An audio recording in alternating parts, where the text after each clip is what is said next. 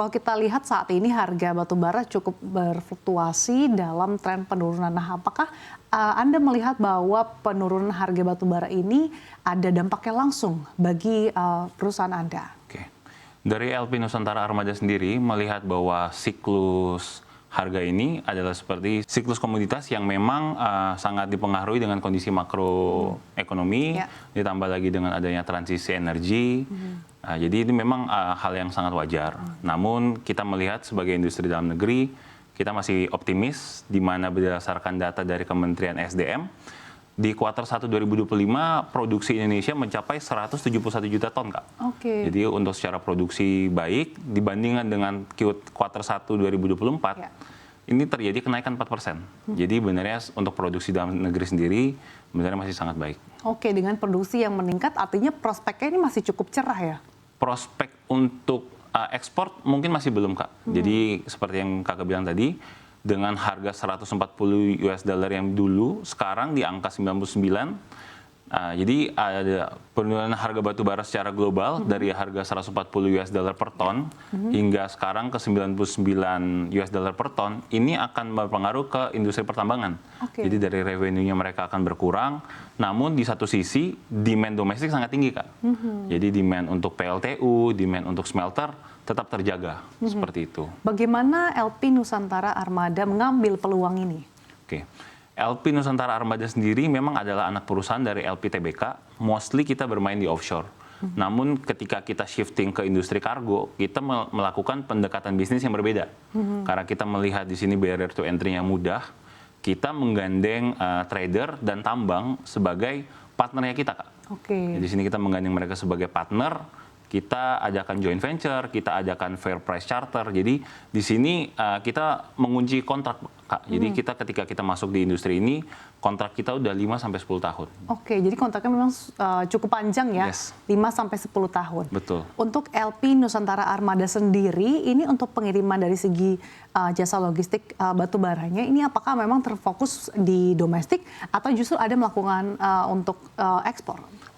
Untuk LP Nusantara sendiri, kita spesialisasinya ke domestik aja, Kak. Jadi kita memang berfokus untuk DMO tambang-tambang, ya, jadi kita fokusnya untuk ke smelter, ke PLTU, dan kita tidak ada kapal untuk ke luar negeri. Untuk ekspor tidak ada. Tadi dikatakan bahwa kontraknya memang cukup panjang 5-10 tahun. Tapi satu sisi, bagaimana Anda melihat prospek ataupun tren industri batubara ke depan? Karena kita tahu bahwa saat ini sejumlah negara memang sudah mulai meninggalkan batubara.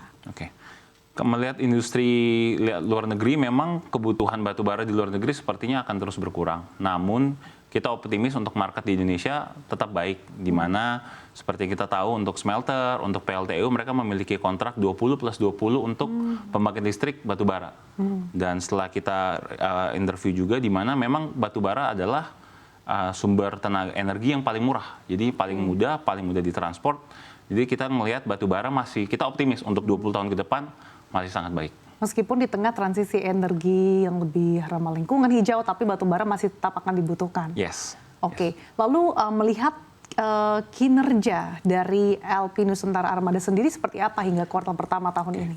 Melihat dari kuartal pertama 2025, LP Nusantara Armada mencatatkan revenue sebesar 97 miliar di tahun 2025 ini. Dibandingkan dengan kuartal 1 2024, kita mengalami kenaikan 1%. Namun di sini kita membuktikan bahwa strategi bisnis kita, walaupun ada goncangan eksternal, kita masih tetap baik, tetap ada progres, ada kenaikan. Di sini strategi kita works, walaupun ekonomi kurang baik, namun revenue kita tetap terjaga, seperti itu. Strategi apa yang dilakukan oleh LP Nusantara Armada sehingga bisa mencatatkan, bisa dikatakan performa yang cukup baik di tengah kondisi ekonomi yang cukup menantang? Di sini kita memang sistem yang kita tawarkan kepada tambang dan trader adalah fair price charter. Jadi di sini kita open tentang mereka, oh Kak, ini harga kita bahan bakar seperti ini, biaya gaji kita seperti ini, modal kapal seperti ini. Jadi kita sangat open tentang margin profit kita, tapi kita minta kontraknya panjang ya. Jadi walaupun kita start 2 tahun lalu, 3 tahun lalu, kapal ini harganya, harga sewa kapalnya sangat mahal, kita tetap ngikutin harga fair price charter ini, Kak. Dengan harapan kontrak kita bisa panjang, seperti itu. Untuk pendapatan dan juga laba bersih yang dicatatkan oleh LP Nusantara Armada sendiri seperti apa hingga saat ini? Untuk revenue memang masih di 97 miliar itu. Untuk laba bersih memang kita masih minim, Kak. Di mana dari kebutuhan kontrak kapal yang kita pegang sekarang 25 kapal, hanya 5 yang milik. Nah, di sini makanya kalau ditanya kita akan ekspansi terus, kita akan ekspansi karena captive marketnya kita memiliki 25 unit captive market. Jadi kita akan bangun untuk memenuhi kebutuhan captive market kita. Oke. Untuk memenuhi captive market hingga saat ini jumlah armada yang dimiliki LP Nusantara Armada ada berapa banyak? Jumlah armada yang kita miliki ada 5 tug and barges dan 1 mother vessel. Apakah ada rencana untuk menambah jumlah tersebut dari 5 tadi? Setiap tahun target kita akan menambah 5. Mungkin tahun depan kita akan menambah 7 karena ada kontrak baru bersama tambang yang baru. Seperti itu sih, Kak. 5 sampai 7 rencana penambahan. Yes. Untuk nilai investasi atau capex yang disiapkan? Capex yang kita siapkan untuk 1 unit adalah 50 miliar. Jadi kalau kita bangun 5 kurang lebih di 250. Untuk 7 unit kita kurang lebih 350 miliar, Kak. Seperti itu. Untuk klien atau customer-nya sendiri ini memang cukup bervariasi atau ada beberapa yang memang sudah menjadi loyalty customer dari LP Nusantara Armada? Kalau kita memang tidak mencari jumlah klien yang banyak, kita memang hanya selektif karena memang fair charter pricing ini hanya works untuk tambang-tambang dan trader yang mau komitmen. Jadi ketika harga lagi bagus kita kasih kualitas terbaik, ketika harga lagi turun mereka pun sesuai komitmen. Jadi kalau ditanya untuk jumlah klien kita mungkin kurang dari 5 sekarang. Oh gitu. Ya. Tapi bagaimana dengan jumlah klien yang kurang dari 5 tapi di satu sisi LP Nusantara Armada bisa memaksimalkan profitabilitas dan juga bisa melakukan efisiensi dari segi operasionalnya? Ya. Walaupun armada yang kita miliki masih terbatas, di sini kita melakukan improvement, Kak. Jadi kita ada namanya SIMOS. Jadi ini adalah salah satu program digitalisasi kita untuk optimalkan kapal. Jadi SIMOS ini alat yang dipasang di kapal untuk nge-track kebutuhan bahan bakar seperti apa, speednya seberapa. Jadi hal-hal ini yang bisa kita menekan cost.